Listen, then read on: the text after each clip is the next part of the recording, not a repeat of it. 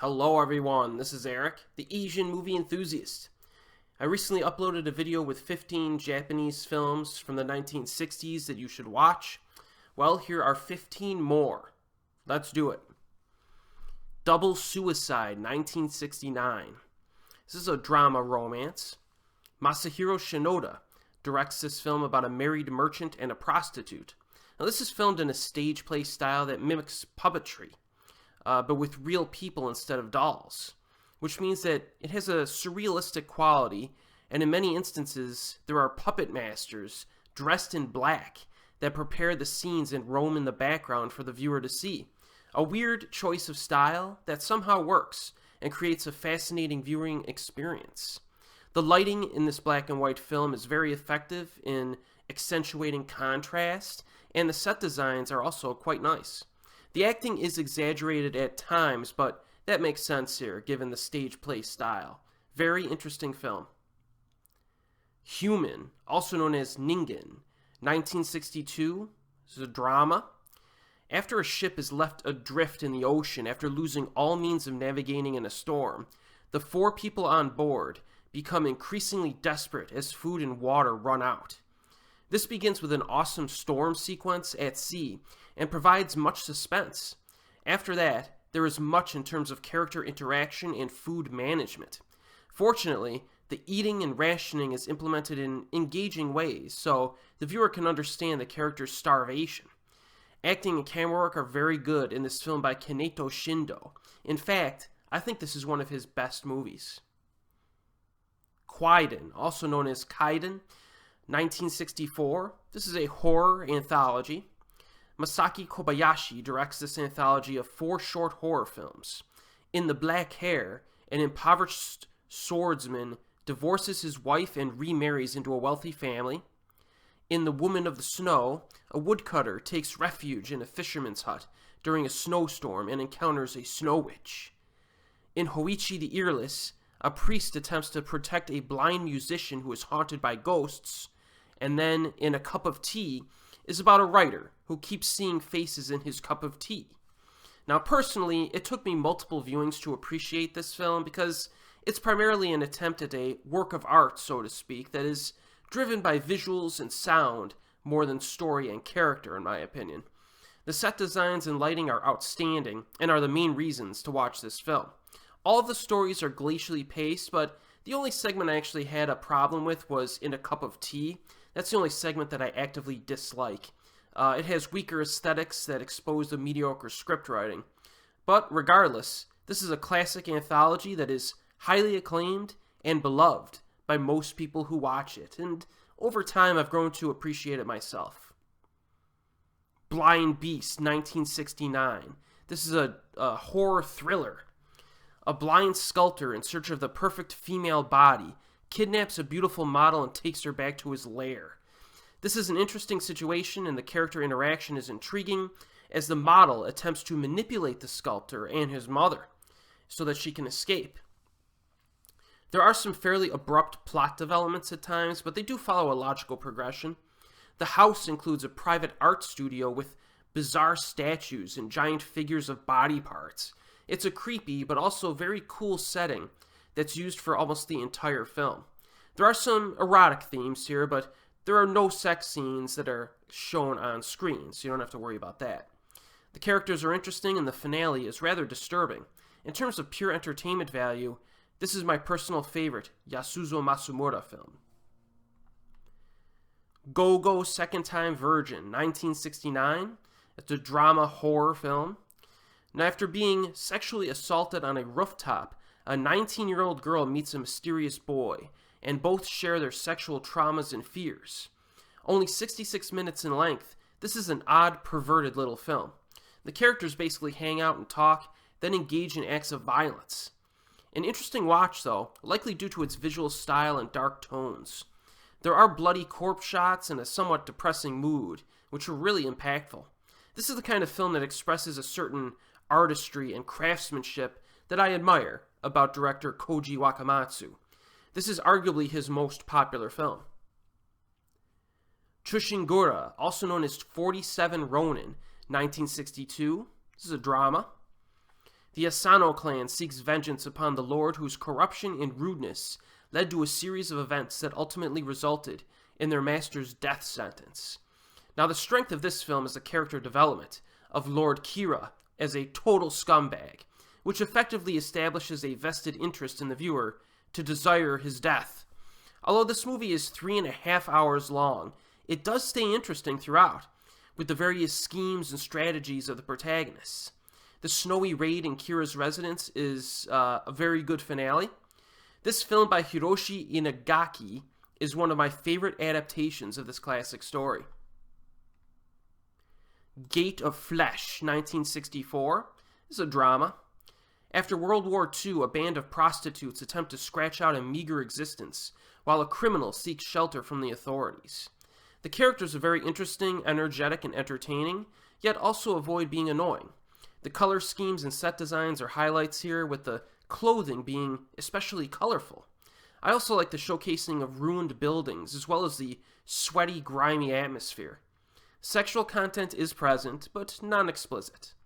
Viewer note that there is one cattle slaughter scene, so if you can't handle that, you might have a problem with this, but this is a very cool film by Seijun Suzuki that is somewhat underrated and underappreciated within his filmography. Ghost Story of the Snow Witch, 1968. This is a horror romance. This is one of my personal favorite Japanese horror films that was made before 1970. It basically has the same plot as the short film in Kwaidan, but I like this version more, unbelievably. A wood sculptor witnesses the death of his master by a snow witch and is sworn to secrecy for the rest of his life. The most striking aspects of this film are the visuals, which are outstanding. Everyone rightfully compliments the visuals in Kwaidan, but I think this is just as beautiful and effective in using atmospheric imagery. The deadly supernatural abilities of the witch are showcased a handful of times as a gorgeous mix of ice and snow. The special effects are actually surprisingly good in this. They work. The characters and human conflicts are also convincingly developed. They accentuate the horror elements and provide reasoning behind the decision-making near the end of the film.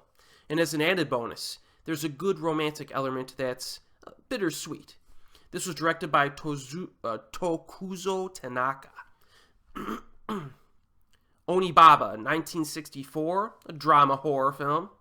Set in the mid-14th century, Oni Baba is about a woman and her daughter who kill samurai soldiers and sell their armor for food. Now, full disclosure, I'm not the biggest fan of this movie, but I'm in the extreme minority with that opinion. This is a highly acclaimed crowd pleaser that virtually everyone else loves. The scenery is very nice, with a seemingly endless field of reeds swaying in the wind, as well as a sparkling pond. This was shot in black and white, which actually added to the cinematography and visuals, in my opinion. The story also seems to resonate quite a bit with most viewers. Directed by Kaneto Shindo, you definitely need to watch this one. There's a 99% chance you're going to enjoy it. Zatoichis Pilgrimage, 1966. This is a drama action flick. Seeking to atone for his violent past, Zatoichi embarks on a pilgrimage to visit shrines in Shikoku, but is soon disrupted by conflict. It is fairly obvious at this point that Shintaro Katsu is perfectly cast and plays this role perfectly. He is assisted by a solid, interesting script and a cast of characters. Drama and romance are developed very well in this installment, which creates build-up to the action. The one versus many finale is very lengthy and very good. This could be the best film of the original 26-film series, in my opinion. It was directed by Kazuo Ikehiro. The Snake Girl and the Silver-Haired Witch, 1968. A horror film. Recently retrieved from an orphanage, a little girl gets situated in her family's mansion, but soon discovers that a malicious, disfigured girl is secretly lurking in the shadows. This was directed by a man named Noriaki Yuasa, who also directed a bunch of the Gamera flicks. The giant flying turtle monster who transforms into a flying saucer. Well, if you've seen any of the old school Gamera flicks, this is the guy behind a few of those. This is based off of a story by Kazuo Umezu and is definitely worth seeking out. The mansion provides a creepy environment, the performances are good, the ending is fairly intense, moves at a pretty brisk pace, and I'm always a fan of horror films involving children. because we don't see them quite as often as we probably should. Effects and makeup are cheap looking at times, but this is spooky fun stuff. Definitely a good start to the films based on Kazuo Umezu's works, which are almost always interesting and unorthodox.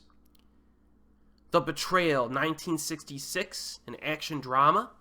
A naively honorable samurai comes to the bitter realization that his devotion to moral samurai principles makes him the most vulnerable man among his peers when he agrees to take the fall for a murder he did not commit. The performances and dramatic elements here are very good. There are also a handful of one versus many sword fights that satisfy. The finale has an insane body count and is simply awesome, as it employs weapons and creative attacks that, I don't know, you don't really see that often in these kinds of films. In fact, this is one of the better sword fights of the classic film era in Japan. The ending is also somewhat surprising. A very solid flick by Tokuzo Tanaka. Sword of Doom, 1966, an action drama. After killing a man in a competition, a sociopathic swordsman is pursued by the man's brother. Our lead actor is Tatsuya Nakadai, who is at the top of his game here. This could be my personal favorite performance of his. In addition, the psychology of his character is nicely explored, and features an intriguing sequence involving shadows. The relationship between a samurai and his sword is also touched upon. In terms of action, the sword fights are very good in this. The choreography is old school and rather simplistic, but it's realistic and very nicely captured by director Kihachi Okamoto's camera work. There are some wide shots and long-lasting single takes with no edits, which is very impressive. I would say that there are two highlight action sequences. One takes place in a snowstorm, and the other is the big finale, which is very satisfying. Sword of Doom is a must-see. The Flame of Devotion, 1964, a drama romance. This is the tale of a young woman from a mountain who fell in love with a fisherman's son and her devotion to him during World War II. There's a lot of cultural value here in this film that shows the daily life of these people. Another interesting aspect is that the female lead isn't just a pushover, like subservient woman. She's actually quite selfish at times, and that makes it pretty interesting. This film is great to look at with very nice environments that are beautifully shot in black and white. The ending is dramatically effective. This is a really good flick by Koriyoshi Kurahara. And Late Autumn, 1960, a drama. Three old men attempt to persuade a widowed mother, played by Setsuko Hara, and her daughter, played by Yoko Tsukasa, to marry. And as usual, these actresses are sheer cinematic joy, but the most surprising performance comes from Mariko Okada, who plays the daughter's friend Yuriko. Although widely considered a reworking of Yasujiro Ozu's earlier film Late Spring, to me this film kind of feels more like a spin-off to Early Summer, and is no less excellent. The dialogue is very interesting, and the humor expertly executed via everyday interaction. A very impressive piece of cinema that should not be missed. So there you have it, 15 more Japanese films from the 1960s you should watch. Again, this is a very strong decade for Japanese cinema. Titles for these films that I discussed in this video are listed in the description box below. Again, in terms of availability, check the usual places. You may be able to find a bunch of these. Availability changes a lot, especially lately.